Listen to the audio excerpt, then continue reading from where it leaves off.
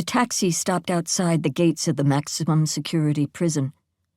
The woman made no move to open the door. Her expression seemed to suggest that freedom lay on the other side, just past the watchtowers and the ramparts made of reinforced concrete. The driver turned around, resting his elbow on the passenger seat. "Is this the right address?" It was, and her destination was right there. Beyond, where any certainty would disappear. "Ma'am?"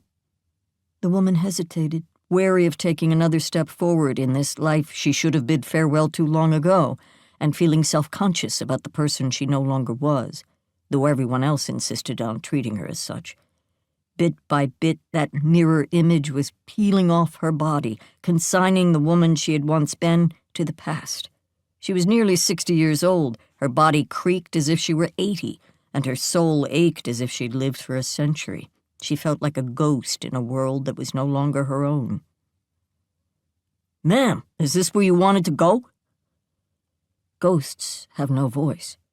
From the pavement outside, someone replied in her stead.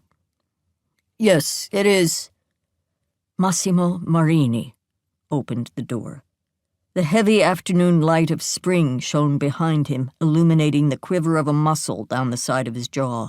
Inspector Marini was nervous, as nervous perhaps as the woman before him, who recognized in that twitch of his jaw the signs of barely contained emotion. They hadn't seen each other in 2 weeks, not since the day they had both nearly died.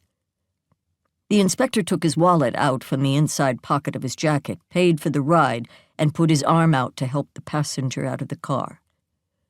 "Shall we go, Superintendent?"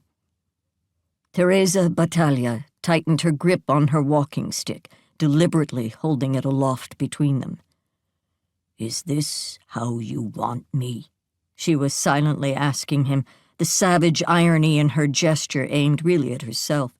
Her disabilities, both the visible one and the one that was still hidden, were an uncomfortable presence they both needed to come to terms with.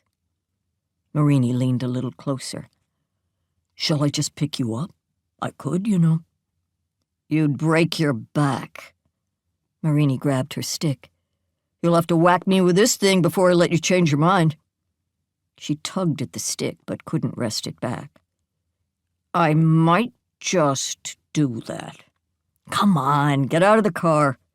"I'm only getting out because I have chosen to do so." The driver started the engine. "Lady, please, just get out."